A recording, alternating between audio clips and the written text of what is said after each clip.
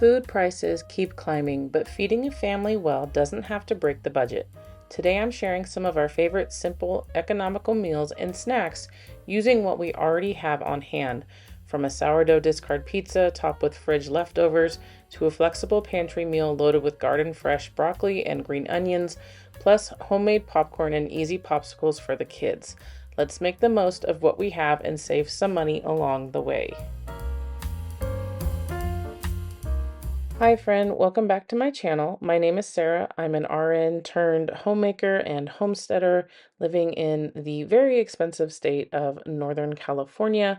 And today I really wanted to bring you along on some frugal cooking tip and ideas, I guess you would say, on things that we've just been really focusing on in our home. If you're watching this, chances are you are already doing some of these things, especially when it comes to cooking from scratch, especially shredding your own cheese, because it is so much cheaper and much more healthier for you just because you're not eating that wood pulp that is the anti-caking agent on those pre-shredded cheeses, just in case you didn't know that. And so the labor of love of shredding cheese here. And so on this day, my kids have been requesting that I make pizza. We absolutely love pizza in this house. I think for each of my 5 pregnancies, pizza was the main food in my diet. So to have a good pizza recipe is a must. And on this day, I am just utilizing a quick sourdough discard crust that several other people have been using over the last few years. And I will link the recipe down below if you haven't done it before. But really, it's just preheating your cast iron skillets at about 450 degrees and then putting some oil on it. And of course, pouring the discard on it and then just kind of flattening it out and making a crust with it. You do want to make sure that it does go up the sides of your pan so that when you do put your toppings on, it is very easy to get out after it's done baking, which I will show you later on in this video. One of the main reasons that I love using the discard for this type of meal is because it's not going to waste. And that is one of the biggest budget killers in our kitchen is wastefulness, whether it's a fruit, a vegetable, or our sourdough discard just getting thrown into the trash or heaven forbid down the sink when you could be storing it up and using it for projects like this, which is super versatile. I'm just adding some Italian seasoning and some salt and some more oil on top. And then I'm going to bake it for about 10 to 15 minutes before I add the toppings onto it. And I'm just going to be making 2 today for my family of 7. That is plenty for us. It is a very hearty meal.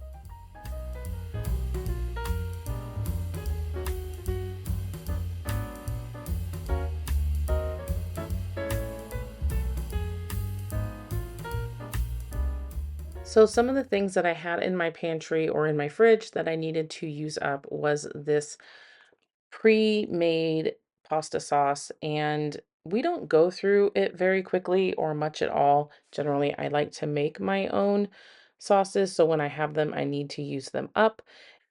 And of course, you can really utilize anything on this. You can omit the sauce, you can use your own tomato sauce.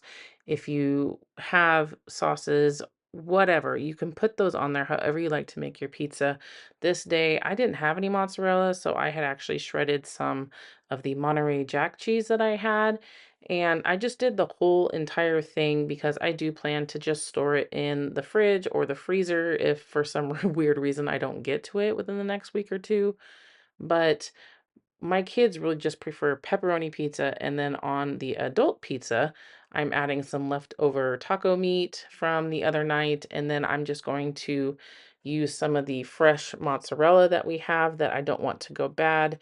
And of course, I'm going to chop up some jalapenos for us and then just add a little bit more cheese on top for the kiddos and call it a day. And this was such a hit. It generally is always a hit, and I find that these types of pizzas with the sourdough discard is so much easier than, of course, making a dough, waiting for it to rise, etc., etc. but the toppings also stay on because you made that little wall up the side of your skillet. Because that is always one of my biggest problems when I am making typical pizza dough and that type of thing, because I really like my toppings and it usually falls off the pizza stone. So if that's your problem too, I highly recommend doing it this way and making sure that none of your fridge leftover foods and everything get utilized and don't go to waste.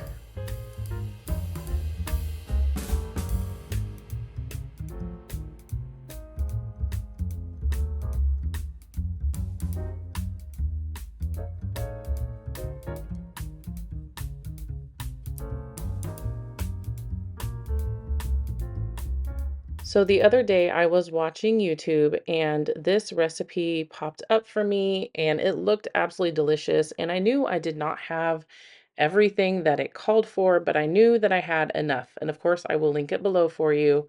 So I am making quite a bit of substitution, like this pesto chili instead of chili paste. And I'm using a peanut butter liquid aminos.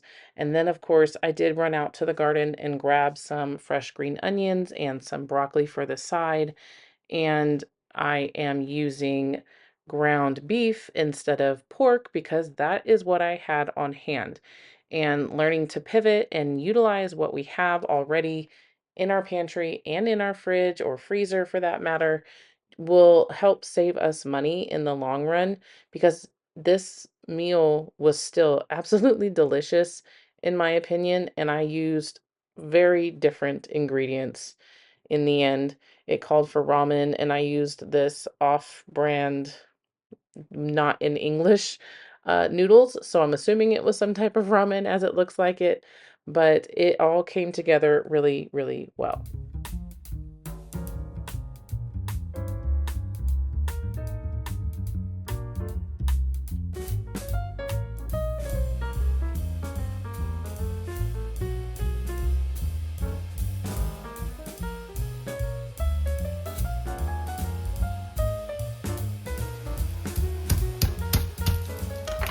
So with the changes that I made to the recipe, I think that I should have ultimately doubled the sauce for this because I think I used too many noodles as opposed to what the recipe calls. I honestly didn't even check the amount that I was doing. I just thought, oh, this would fit my family. So if you're doing something similar, I do recommend that you do that because this was a tiny bit small. I don't really feel like it covered completely. The flavor was still there and it was still absolutely delicious, like I've mentioned, but that is just a note to this recipe if you want to make it. And I don't have brown sugar, so I use just regular sugar and then I always add my molasses. I feel like that gives me more control. And then I also feel, and correct me if I'm wrong, but that I'm getting more nutrients because it is more of a whole food, in my opinion. Let me know in the comments if that sounds crazy or if that's what you think or something completely else. Just let me know.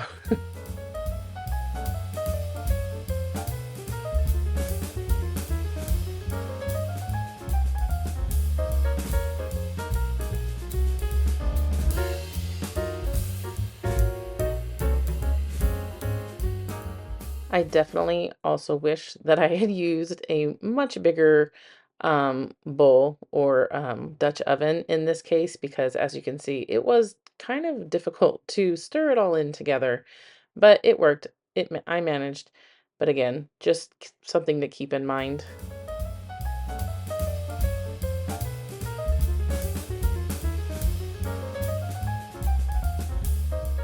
I last minute grabbed this broccoli and it is about to flower, so it is definitely not the prettiest. And there was a leaf covering the lighter portion of it. And one of the things about organic gardening is that food really does come dirty from the garden. So if you're squeamish, you may need to take some deep breaths if this is something that you're going to be doing, because even after soaking it in baking soda and vinegar, I still had some lovely, lovely little green worms on these, but I did go back through and make sure I did not feed any to my family. As you'll notice, I am going to be still picking through it and making it smaller and just double checking myself. Not that it would really hurt my family, but no one wants to eat green worms. and I just sprayed some avocado oil on it for the high heat properties and then added some salt. Usually I will add some garlic powder, but I am trying to not use it so much all the time because I am trying to save money, and herbs and seasonings are supposedly going to be going up in price. So I am just trying to be cognizant like our grandparents before us did in the Depression era. I'm really trying to get into that mindset. So, adding to this meal, I decided it needed a crunch, and I have some cashew pieces that I put on top of it, and then I chopped up that green onion and put that on top of it, and then just put the broccoli on the side. You could definitely put that into the dish as well. It was really, really good. So, it really does crack me up that people actually buy pre-popped popcorn in bags for so much money. And, I'm not knocking on y'all because I've done it several times, not gonna lie. But homemade popcorn is where it's at. This is a hill I will absolutely die on. This is something I have been doing for many, many years, and I feel like I have perfected it in my opinion. But, let me know what your homemade popcorn recipe is below. I'd love to see if there's something different out there. But basically, for years, I have just been doing homemade popcorn with lots of butter. And yes, butter quality does matter. If you get the cheap stuff, I find that it actually wilts your popcorn. So I am using the Kirkland butter that I feel is higher quality than some others.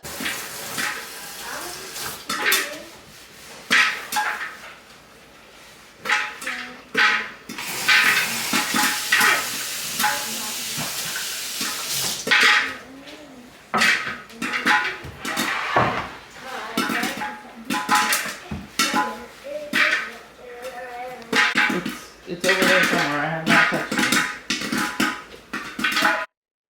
And with that, I generally add some kind of salt and the nutritional yeast. Now, if it was just me, I would also be adding cayenne pepper or even an Azure standard nacho cheese powder that they carry or they used to carry. I'm not sure if they still do, but it is absolutely delicious. I like a little spice.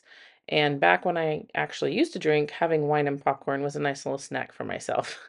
So, anyways, for my kids, we do this at least once a week, sometimes twice. But for our size of family, I have to do this 3 times. I make 3 batches, and it's just about 3/4 of cup of the yellow popcorn and then a whole bunch of avocado oil on top of it. And I've had this popcorn maker for many, many years. I'm not even sure if it's still available. If it is, I will put it below for you. But basically, the butter, the nutritional yeast, and some good quality salt. I do find that a finer grain will definitely work better. So I'm using my herbal salt today, and this is actually quite filling. We can make this a meal on things like movie night, or if we're in a pinch, or just a really hearty snack if life has been busy and I haven't started dinner and I want to hold them over longer. But it definitely is a great, inexpensive way if you are doing it from scratch like this. And I do buy my popcorn in bulk from Azure Standard.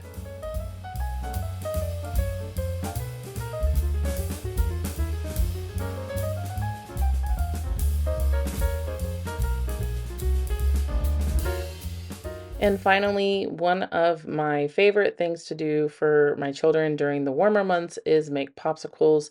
And this is a super, super, super inexpensive way.